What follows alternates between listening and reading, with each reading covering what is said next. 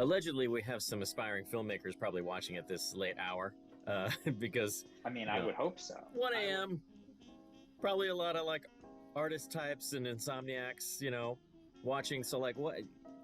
So let's like get into a little bit of like we've been getting into it, but what do you think about like the relevancy of crowdfunding these like now? Like we had a moment, right, where like Hmm. crowdfunding was the shit. You know what I mean? Where you had like celebrities coming out and like saying like, "Hey man, I want to make my movie. Like you guys give me like $10 and 100,000 of you guys will do it, and I'm gonna make a movie now."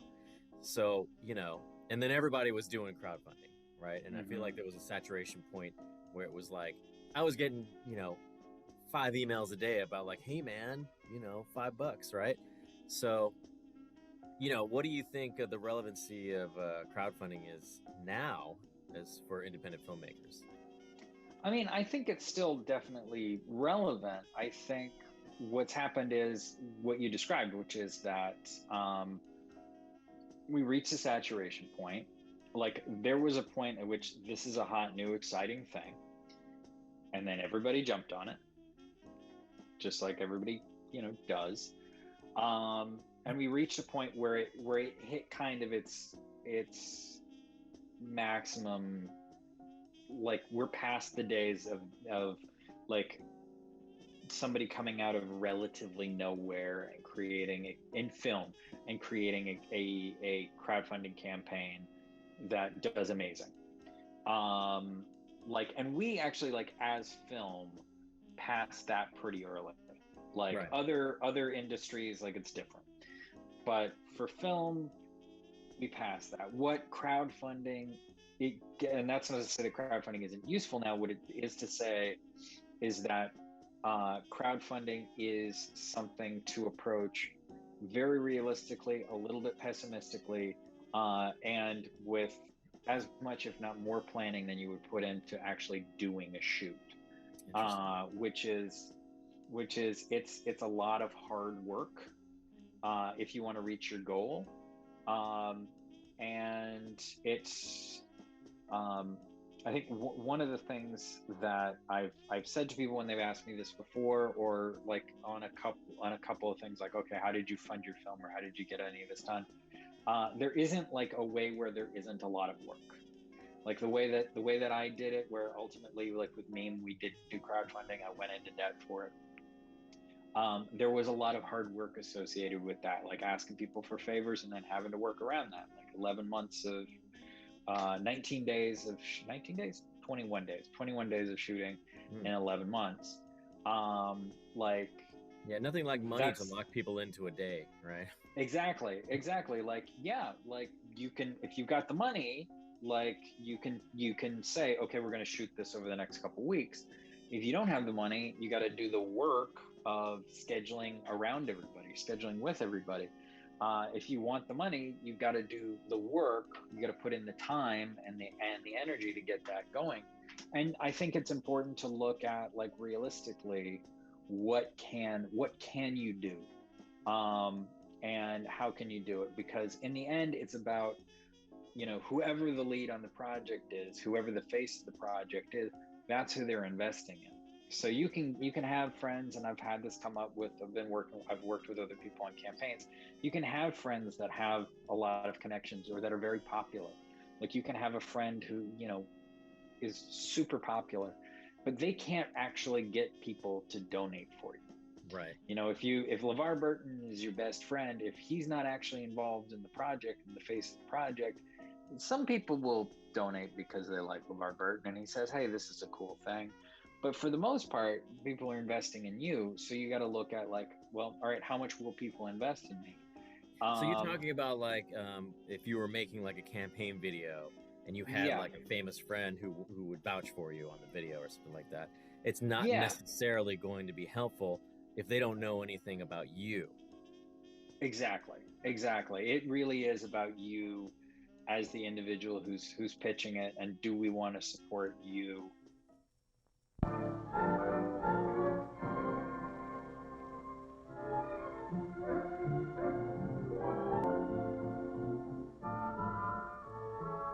The house-to-house salesman symbolizes in a way the function of all salesmen, which is to bring goods or services to the attention of the consumer and to help the consumer buy.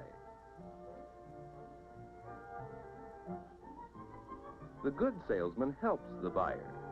The measure of his success is not how many sales he makes, but how many customers he satisfies. Such salesmen are serving throughout the whole of our economy. You can get more, like you can extend beyond that, but that's your core. And that core is, you can only build so much beyond that. It takes time to do that. Some people are able to raise a decent amount of money because they've done many campaigns before and they've built an audience and they've delivered on their past campaigns. But if you're starting off now, like what you have to look at is, okay, well, how much can I get from, mom and dad and Uncle Ted and like my boss? Your inner circle. Exactly. You have to start there, and you have to figure out, well, how much is that? Right. Probably starting by asking everybody and say, okay, well, I can raise $5,000 from these people. Right. And if you can raise that much money from those people, or 1,000 might be, for some folks, that's as far as you can go. Consider that like your starting point. All right, that's what I have, and that's probably about 20 to like that should be your assumption. Should be that would be about 20 to 30% of what your final goal should be. Okay. Like, cause that amount that you can count on, like there's some old, like, quote unquote wisdom in crowdfunding circles that I think if you reach 25% and you keep working at it, and you keep pushing, but if you reach 25%, most campaigns that reach 25% end successfully. Interesting. Okay. So if you can secure that's what it is. And there's that balance. Well, that's of like interesting. How much does cost? Mm-hmm. Because there's a little bit of like, correlation versus causation with that, where it's like, Absolutely. It's almost like you're putting the cart before the horse, where it's like, well, if campaigns that reach 25% will get, will be successful in the end. Well, what if I just start with that 25%, right? Mm-hmm. And I wonder if that's like, I mean, I'm not saying that that's not useful, and and I've done that. Obviously, I've done that before, and we've, I've ran successful campaigns before, but I wonder how much of that is like real. Do you know what I mean? And if that's a great question, honestly. I think if anything, it's probably at least like 50% like placebo effect. Like people are like, it feels a little voodoo-y, Exactly. Yeah. And I think, but it is helpful to think about it in terms of at least like, okay, here is a short-term goal for me. Like, and it can motivate, it motivates you to like, okay, I've got that starting thing. Like, I can get that much, I can get more from everybody else. Salesmen form the link between manufacturer and wholesaler. Salesmen bring the products of the wholesaler to the retail merchant. The retail merchant is also a salesman, helping the consumer buy. So, from manufacturer to ultimate consumer, the main links in our economic system are the salesman. People do want to kind of like support something that does seem to have existing support. Like, just sort of culturally, we like to back winners, essentially. So if it looks like you're succeeding, like we it's want to happening, support the success. Exactly. People don't necessarily want to take a chance, which sucks, but is true. As much as we'd like to say that we all love the underdog, the truth is that, if Rocky was real, most people would have been rooting for Apollo Creed. Like, honestly, most people in Rocky were rooting for Apollo Creed because that was real. he's the champ. Like, that's what we do. you know, is and that's reasonable. We want to be winners too. Now, set against the vast background of the American Civil War, the Russian Revolution, and the Kentucky Derby, comes a story so inspiring, so timely, so expensive, that only now can it be told. All right, look here. This bet ain't big enough for both of us. One of us has got to go, and it ain't going to be me. Every thrilling scene, every romantic moment. Oh, darling. Poor lass. Marguerite. Marguerite. Oh, do it again. I like it. Hey, where have you been? Where have you been? Stars that will light up the sky forever. I am Tandaleo. I mean, I haven't personally run a campaign for myself since, it's been a while, since I guess 2014 at this point. But I've been involved in others. I've consulted with other people, worked with them, and like worked on the back end of a couple of campaigns since then. Yeah. Some very successful, some, you know, some just squeaking by. I helped do some promo videos for, you know, like a couple of successful ones that ended up like raising a lot of money. But it was for people who were already like really well known.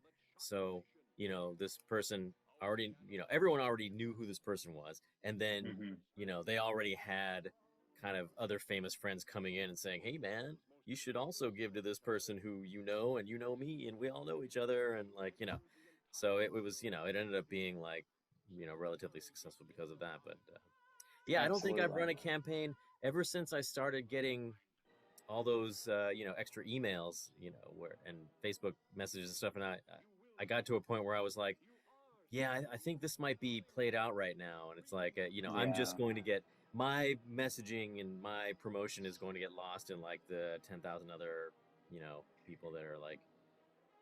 One of the things that'll probably be useful in the next year or so is that like there have been a few people doing them like in the last year, but the concentration is a lot lower than it was Well, I think because obvious reasons. But I think I think there's gonna be more space for it in the next couple of years. Again, I don't think we're gonna see that kind of high that we saw, but I do think there's gonna be more space for it in the next couple of years. Of course, a lot of stuff shifted over to Patreon. A lot of people are like, oh, I can do the subscription model thing. Yeah, and you know, how do you feel about subscription models? Because it seems like the subscription model has an added or extra bit of logistics.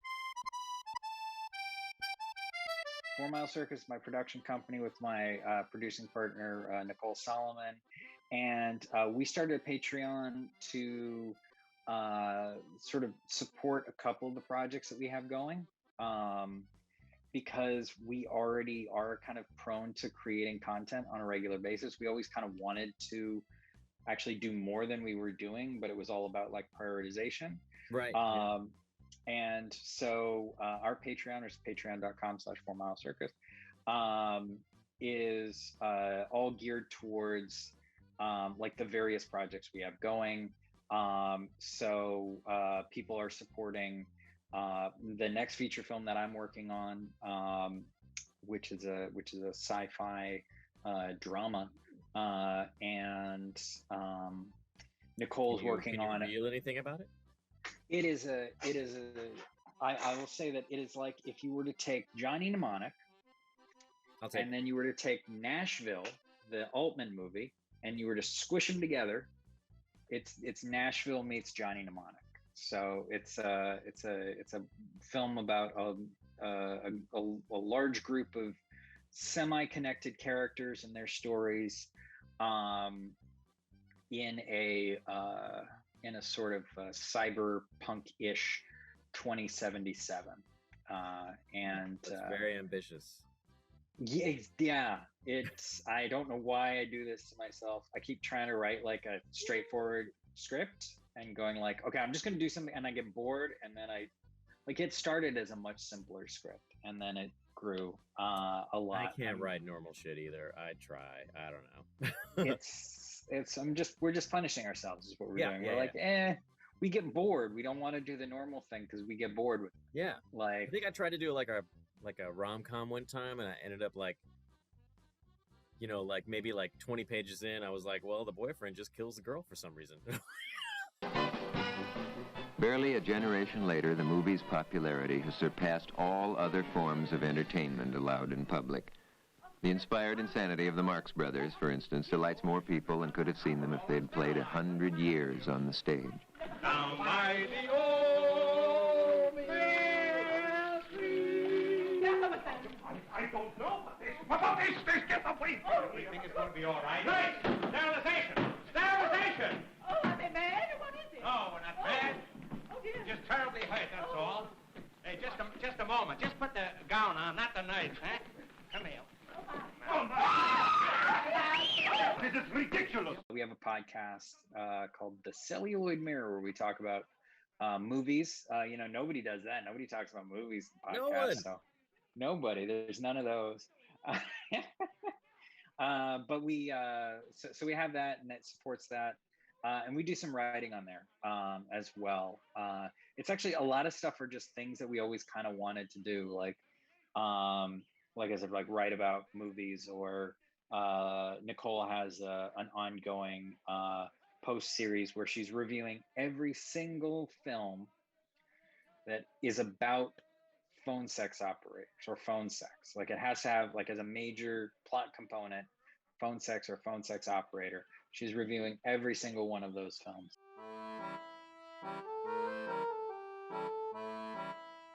I haven't actually seen Jumpin' Jack Flash, but it's kind of not phone sexy, but there's phone sex in it. She's that like, it might end up being part of the series. she is then, like an because- operator or something, or actually, Okay. I haven't seen it in so long. Whoopi Goldberg is like a hacker or something like that, but she does have phone sex, I believe. I know Nicole knows the film, and I think she's a fan of the film. Or at least we've talked It's about the film. I underrated. maybe shouldn't say she's a fan of the film because I don't remember. But so she's doing those, and I'm going through and I'm writing about my favorite movie from each year of my life. And I've only done one post for that so far. Last month I did 1983, which is my birth year, and I did Videodrome, which is my favorite movie from that year. Which ended up being a post about how Videodrome and the character Brian Oblivion, the professor who's on the TV, is very much like some of the people who are involved with QAnon. It ended up being a post about QAnon. I didn't mean for it to go that way.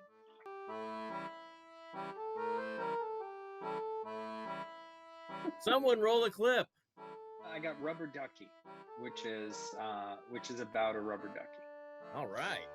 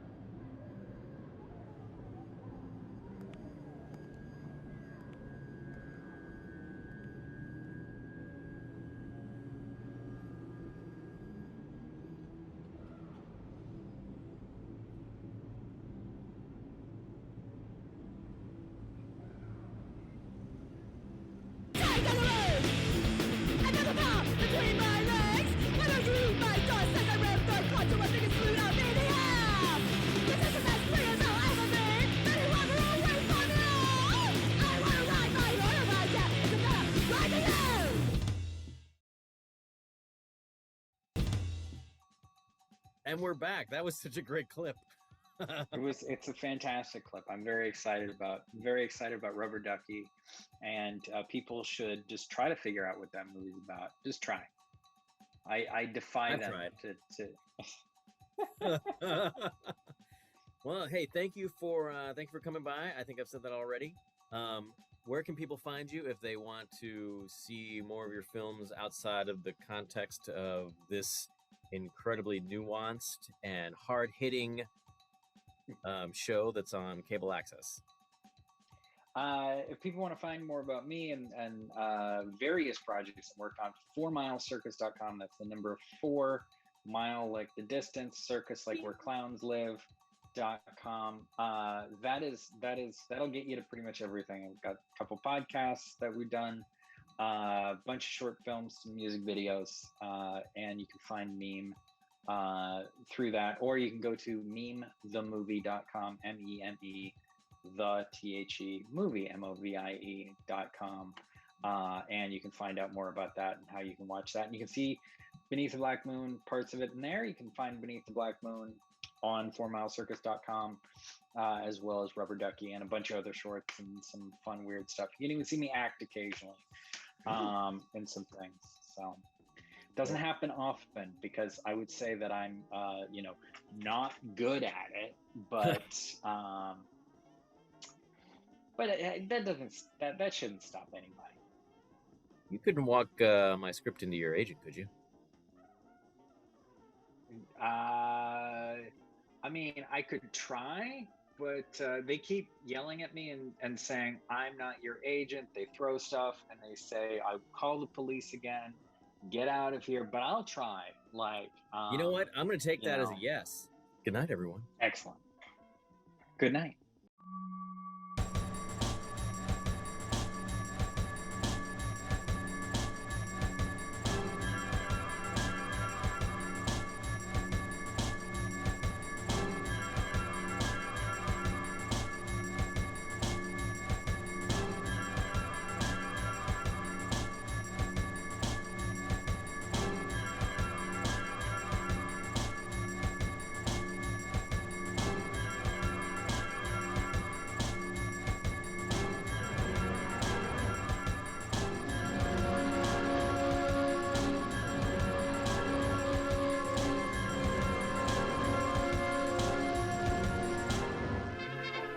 The factory's most valuable assets are its stars, those performers blessed with elusive, intangible qualities that set them above all others.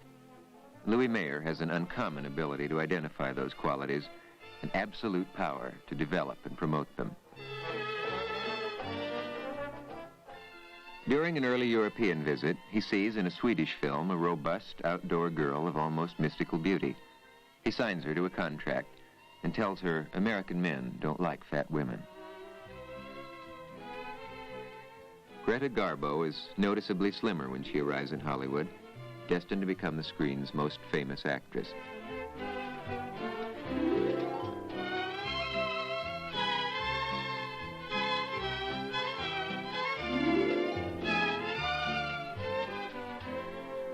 After a year, she demands and receives a jump in pay from $600 to $5,000 a week. At age 35, she retires, for reasons she never publicly explains. Shy, solemn, and stubborn, Garbo retains the image she projected on the screen, a woman of veiled thought and unpredictable mood. And she's remembered still for 5 words first uttered in a memorable scene with John Barrymore. I want to be alone.